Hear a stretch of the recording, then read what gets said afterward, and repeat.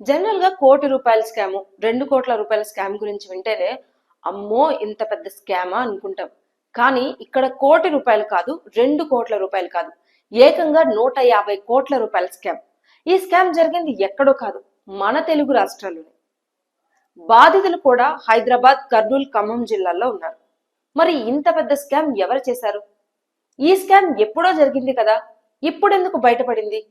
ఈ స్కామ్ వెనుక ఉన్న ప్రధాన సూత్రధారి ఎవరు? ఇలాంటి పూర్తి డీటెయిల్స్ తెలుసుకోవాలి అంటే వీడియో చివరి వరకు చూసేయండి. అంతకన్నా ముందు ఇలాంటి ఇంట్రెస్టింగ్ వీడియోల కోసం ఏషియానెట్ న్యూస్ తెలుగు ఛానల్ ని సబ్స్క్రైబ్ చేసుకోండి. ప్రజెంట్ మన తెలుగు రాష్ట్రాల్లో హాట్ టాపిక్ గా మారింది ఈ స్కామ్ ఇష్యూ. ఈ స్కామ్ ఇష్యూ బయటపడడానికి మెయిన్ కారణం వచ్చేసి మంగ్లీ, మన ఫోక్ సింగర్ మంగ్లీ.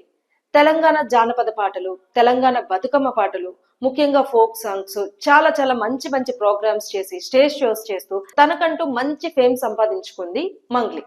కానీ ఈ మధ్య కాలంలో కొన్ని అనవసరమైన వివాదాల్లో ఇరుక్కుంటుంది.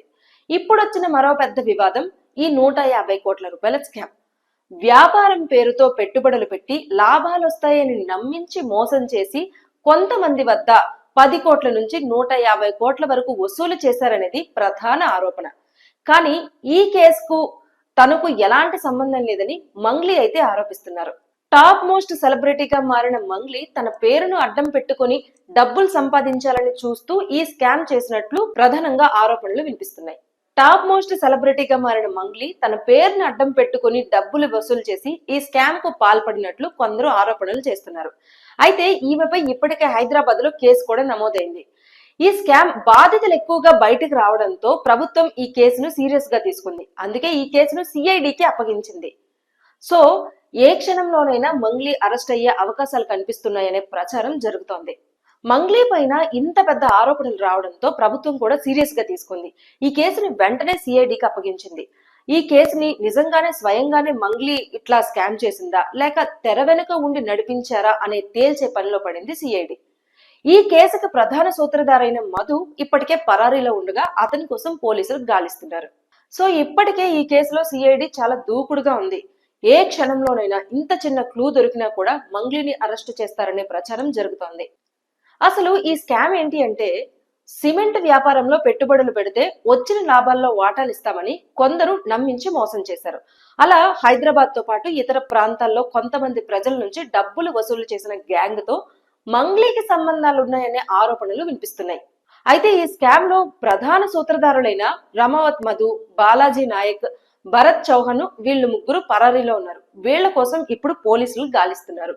అయితే ఈ మధు గ్యాంగ్ ఏం చేసింది అంటే, పెట్టుబడుల పేరుతో లాభాలు వస్తాయంటూ కొంతమంది వద్ద 10 కోట్ల నుంచి 150 కోట్ల వరకు డబ్బులు వసూలు చేసినట్లు ఆరోపణలు వినిపిస్తున్నాయి. ఈ గ్యాంగ్ తో ఈ స్కామ్ లో మంగ్లీకి ప్రమేయం ఉందని బాధితులు ఆరోపిస్తున్నారు.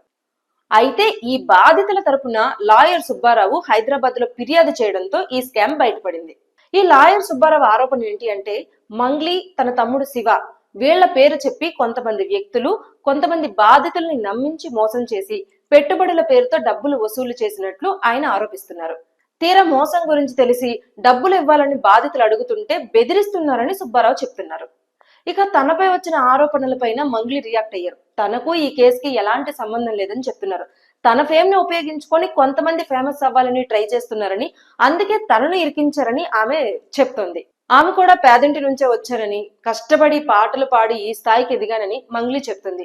కావాలనే తనపై ఎవరో బురద చెల్లుతున్నారని ఆమె ఆరోపిస్తుంది. అయితే ఇక్కడ మంగ్లీ చెప్పిన మరో విషయం ఏంటంటే, తనపై ఎవరైతే ఫిర్యాదు చేశారో లాయర్ సుబ్బారావు తనను బెదిరించి 10 లక్షలు డిమాండ్ చేశారని మంగ్లీ మరో కొత్త ఆరోపణ చేసింది. ఒకవేళ డబ్బులు ఇవ్వకపోతే తన పరువు తీస్తానని చెప్పారని మంగ్లీ ఆరోపిస్తుంది. అలాగే సోషల్ మీడియాలో డబ్బు కట్టలతో ఉన్న ఒక వీడియోలో తన తమ్ముడే ఉన్నారని, కొంతమంది కావాలని దుష్ప్రచారం చేస్తున్నారని మంగ్లీ చెప్తుంది. కానీ ఆ వీడియోలో ఉన్నది తన తమ్ముడు కాదని, తన తమ్ముడు ఫోటోను మార్ఫింగ్ చేసి ఇట్లా ఆరోపణలు చేస్తున్నారని ఆమె చెప్తోంది. అయితే మంగ్లీ ఇక్కడ మరో విషయం ఏం చెప్తుందంటే, ఈ కేసులో తాను నిందితురాలను కాదని తానే బాధితురాలని చెప్తోంది. ఎవరో తన పేరు అడ్డు పెట్టుకుని డబ్బులు వసూలు చేస్తే తనకేం సంబంధం అని ప్రశ్నిస్తోంది. తన ఫేమ్ ని చెడగొట్టి తనకు ప్రోగ్రామ్స్ రాకుండా చేస్తున్నారని మంగ్లీ ఆరోపిస్తోంది.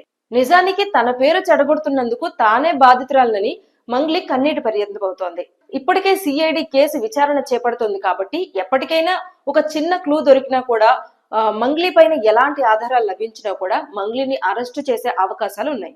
దీనిపై మీ అభిప్రాయం ఏంటి? కామెంట్స్ లో చెప్పండి. ఇలాంటి ఇంట్రెస్టింగ్ వీడియోల కోసం ఏషియానెట్ న్యూస్ తెలుగు ఛానల్ ని సబ్స్క్రైబ్ చేసుకోండి.